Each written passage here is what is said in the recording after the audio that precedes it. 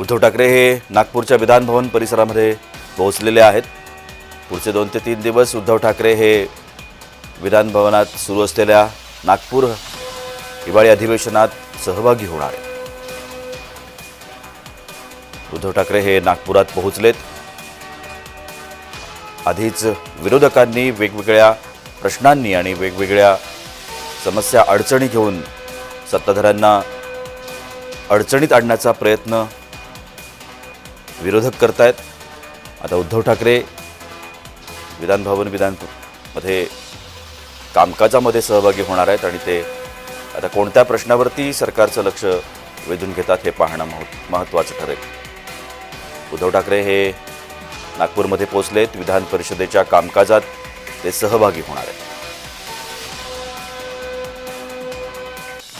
आपण या सगळ्या संदर्भात अधिक माहिती घेण्याचा प्रयत्न करूया। आमचे प्रतिनिधी महेंद्र जोईल आता माझ्यासोबत दूरध्वनीवरून संपर्कामध्ये आहेत।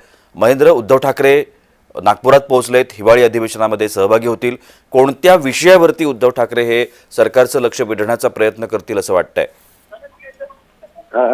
प्रशांत सर, आज 2 दिवस आहेत ते उद्धव ठाकरे या अधिवेशनात सहभागी होणार आहेत। आज 11 आणि उद्या 12 अशा 2 दिवसामध्ये ते कामकाजामध्ये सहभागी होणार आणि प्रामुख्याने ठाकरे गटाकडून शेतकऱ्यांचा जो मुद्दा आहे तो प्रामुख्याने उद्धव ठाकरे पक्षाकडून जो आहे तो उचलला गेला होता। शेतकऱ्यांना 50,000 रुपये हेक्टरी जी आहे ती मदत मिळावी, त्यांचं जे काही नुकसान झालंय ते लवकरात लवकर मिळावं। सरकारकडूनही सांगण्यात आलं होतं की दिवाळीच्या आधी मिळेल, पण अद्यापही शेतकऱ्यांना जी ती पुरेशी मदत मिळाली नाही असं ठाकरे गटाकडून सांगण्यात येत आहे। ठाकरे गटाकडून आज उद्धव ठाकरे आणि जे आमदार आहेत ते उद्धव ठाकरेंच्या स्वागतासाठी या ठिकाणी उपस्थित झाले आहेत। या ठिकाणी जर आपण पाहिलं तर अधिवेशनाच्या कामकाजानंतर जे ते एक पत्रकार परिषद ही आयोजित करण्यात आली आणि शेतकऱ्यांच्या मुद्द्यावर उद्धव ठाकरे काय बोलतात किंवा विधान परिषदेत उद्धव ठाकरे काय बोलतात हे पाहणं महत्त्वाचं असणार आहे। कारण शेतकऱ्यांचा मुद्दा हा प्रामुख्याने जो आहे तो ठाकरे गटाकडून उचलला गेला होता। उद्धव ठाकरे यांनी या दरम्यान जे आहेत ते मराठवाडा दौराही केला होता, शेतकऱ्यांचे प्रश्न जाणून घेतले होते आणि त्यांना एक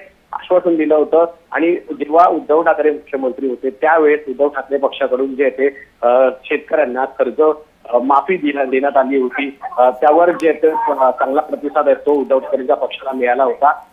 यात आता आज नेमकं उद्धव ठाकरे हे विधान परिषदेच्या कामकाजात सहभागी होणार आहेत आणि या सगळ्या संदर्भात आज काय विधान परिषदेत ते कुठल्या प्रश्नांवरती बोलणार आहेत किंवा काय मुद्दे उचलणार आहेत हे पाहणं महत्त्वाचं असणार आहे। सध्या विधान भवनात ते उद्धव ठाकरे दाखल झाले आहेत। या सगळ्या संदर्भात जे ते प्रेस कॉन्फरन्स उद्धव ठाकरेंची तीही होणार आहे। त्यामुळे जे काय मुद्दे असणार आहेत, जे काय चर्चा असणार आहेत किंवा पत्रकार परिषद शेतकऱ्यांच्या मुद्द्यावरती काय बोलणार आहेत हेही पाहणं महत्त्वाचं असणार आहे।